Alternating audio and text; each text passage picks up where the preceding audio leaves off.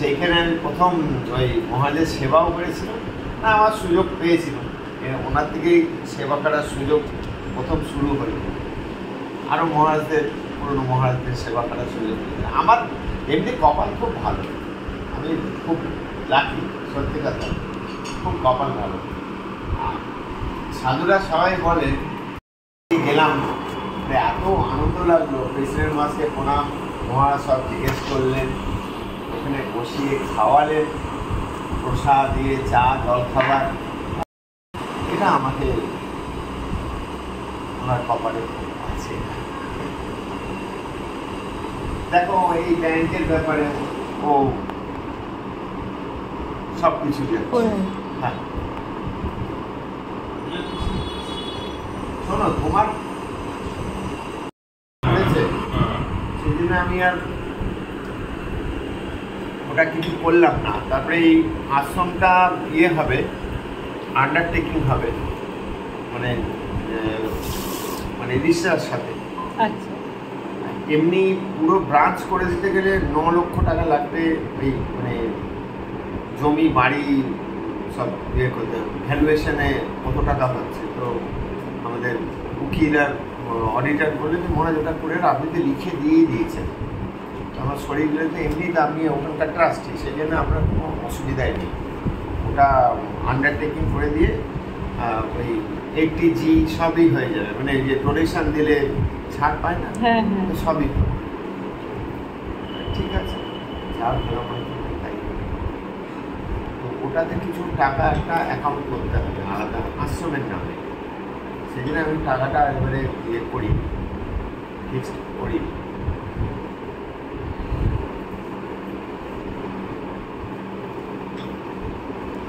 চিনিটা কি ঠিক আছে না? সামনে বাড়িতে সকালবেলা চা খাই, লিকার চা, ওরা লিকার চাই খাই। একজন মহাজেরই বোন, মানে মঠেই ছিলেন। আচ্ছা আচ্ছা। তো শরীর চলে গেছে, আমার থেকে ছোট ছিল। আচ্ছা আচ্ছা। ডাক্তার ছিল। ওরই বোনের বিয়ে উল্টো দিকে এই বাড়িতে, মুখার্জি বাড়িতে হয়েছে। ও আচ্ছা আচ্ছা। রোজ সকাল চা ওখানে খেতে হবে। আচ্ছা আচ্ছা। সে খাবে না। ওই মানে আশ্রম প্রতিষ্ঠার পরের দিন থেকেই প্রথম ওদের বাড়িতে খাওয়া শুরু। আচ্ছা। ওদের বাড়িতে সেদিনকে ভোগ হয়, আমাদের অষ্টমীতে মা বসছেন অন্নপূর্ণা, ওদের নবমীতে বাড়িতে ভোগ হয়। আচ্ছা আচ্ছা।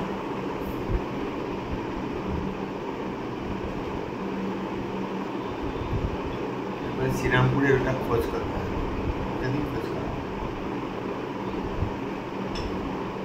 আমিও জানি না, রাজবাড়ি শুনেছি না, রাজবাড়িটা বলছেন তো? হ্যাঁ আমিও শুনেছি। গোস্বামী বাড়ি। হ্যাঁ গোস্বামী। এরা হচ্ছে ভট্টাচার্য অ্যাকচুয়ালি। আচ্ছা। এই মানে উপাধি পেয়েছে গোস্বামী উপাধি পেয়েছে। পাওয়ার কারণও আছে, আরো ভেতরে গেলে মনে হয় মানে গোস্বামী পাড়া ইয়ে মানে অদ্বৈতাচার্য চৈতন্যদেবের যে পার্শ্বদ। আচ্ছা। অদ্বৈতাচার্য ওনার বাড়ি তো ইয়েতে না, ওই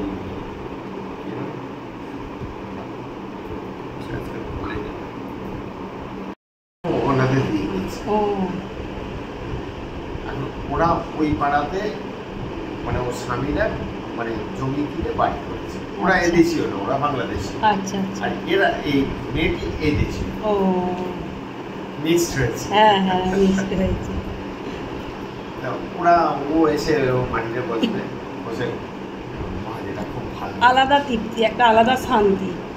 আমাকে একজন বলেছিল, আছে না বড় আর্কিটেক্ট, হ্যাঁ আর্কিটেকচার বিশাল সল্টলেক। আচ্ছা আচ্ছা। আর ছেলে মানে পাশের পাড়ায় আসা যাওয়া, মানে কোনো একটা অন্যরকম ব্যাপারে আসা যাওয়া। হ্যাঁ। তো এসেছিল এখানে, বাথরুমটা করে দিয়েছিল, টাকা দিয়েছিল বাথরুম, চলে 6,000 টাকা দিয়েছে। উনি বলেছিলেন পুরোটা মার্বেল করতে। দেখুন এই তো নতুন আশ্রম হয়েছে, অনেক কষ্ট করে, এখন এইসব নিয়ে আবার সব ভাঙো এই করা। আমি নিজে ডিসিশন নেব না, আমি তো মঠকে জিজ্ঞেস করি তো সব কিছু। ইঞ্জিনিয়ার মহারাজ আছে, আমার থেকে জুনিয়ারও, কিন্তু ওই ওই স্বামীজির বাড়িতে সব ওই দেখাশোনা করে। তা আমাদের বিবেক তীর্থ বলে একটা শর্ট লেকে হয়েছে। আচ্ছা। বিশাল বড়, বিশাল বিশাল এরিয়া, মানে 2000 একর না কত একর নিয়ে সেই ইউনিভার্সিটি হচ্ছে একটু একটু করে সব বাড়ছে। তো ওখানেও ও দেখাশোনা। তো ওকে আমি বললাম যে চিন্ময় যখন বলছে যে মহারাজ একটা কথা বলি, আপনাকে তো আমি অনেক বছর থেকে চিনি, আমার জয়েনিং থেকে চিনি, আপনার ব্যাক পেন আছে বেশি, যদি আপনি এই শীতকালে মার্বেলের উপর যদি থাকে আপনার ব্যাক পেন আরও বাড়ে। মায়ের ঘর মানে আপনি তো পুজো নিয়ে থাকেন, সবসময় আপনিই থাকেন, চলাফেরা করতে বসে না করতে মার্বেল লাগাবেন না, লাল বেরিয়ে আছে ওই থাক, এটা মোটামুটি ভালো না তাহলে থাক এরকম। ওনাকে বলে উনি একটু অফেন্ডেড, তার দিকে আসেন না। দেখুন আমি মঠকে না দিয়ে মঠকে এখনো আমি মঠে নেই, কিন্তু এখনো মঠের সাধুরা আসেন, মঠের সাধুরা আসেন, মঠকে আমি জিজ্ঞেস করি, মঠও আমাকে সেইভাবে খোঁজ খবর নেয়, ফোন টোন করে খোঁজ খবর দেন সাধুরা। সেই তো টাকা পয়সাটা বড় না, সে তো প্রথম যখন আশ্রম হয় বরং আছে মানে বেলুর মঠে সন্ন্যাসীরা যা টাকা দিয়েছে মানে 70% টাকা সন্ন্যাসীরাই দিয়েছে। আমার তো বাইরে জানাশোনা ছিল না, তখন তো নতুন এসে। আমি মঠ থেকে বেরিয়ে গেছি না, আমি কারোর সাথে সম্পর্কও রাখি, আমি কোনো ফোন নাম্বারও নিয়ে আসি, তখন তার মোবাইল ছিল না, আমি কিছু নিয়ে আসি, যে ডায়েরিও মঠেই রেখে দিয়েছিল, আমার দরকার। এখন আস্তে আস্তে অনেক পুরনো অনেক বছর, 30-35 বছর আর এবারও কিছু কিছু মানুষ খুঁজে এখন ফোন করছে, আসছে। সেই হিসাবে এখন আমার কোনো অভাব নেই, আমি মিথ্যা বলবো না। অমিতাভ তো সবই জানে, আমি লুকাবো, ও সব জানে, আমি না যত জানি না ও বেশি জানে, মানে আমি অত খুলে খুলে দেখি, আমি পারিও না, দেখিও না, ও ঠিক দিলে ও জানতে পারবে, কিন্তু আমি জানি না।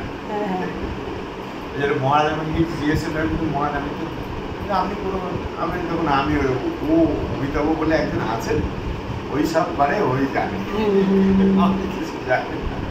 শোনো, যত এই ব্যাপার টাকা পয়সা যত ঘাড়া করবো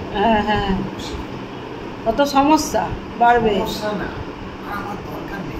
ও আমাকে বলছে আমি কিছু এমনি টাকা রাখবে না, কোথাও কিছু দরকার না, কিছু করে দেবে। এটা কেন হচ্ছে, মানে যেটা নিয়ম মঠের, যে এই যে ফিক্স করে রাখা, মানে মায়ের সেবাটা তো এখন যেরকম হচ্ছে, এরপরে এতটা ইয়ে তো আমি তো একটা একটি মা আমাকে রাখবেন না, এখনই এত দৌড়াদৌড়ি নিয়ে আর পারবো না। এই টাকা থেকে মায়ের সেবা হবে, অনেক কাজ হবে, শরীরের রোগ ভোগ তো বাড়বেই, সেই তো অন্যরকম যে থাকবে, সেই তো না। আমি আর ও বলে দিয়েছে মানে ওই ছাড়া কিছু করবেন না, ওই 1 বছর না কি বলেছিল, আর আমি গেলে ওর কাছেই যাই, ওকে ফোন করেই যাই, টাকাটা হয়েছে। সেদিনকে আমি বললাম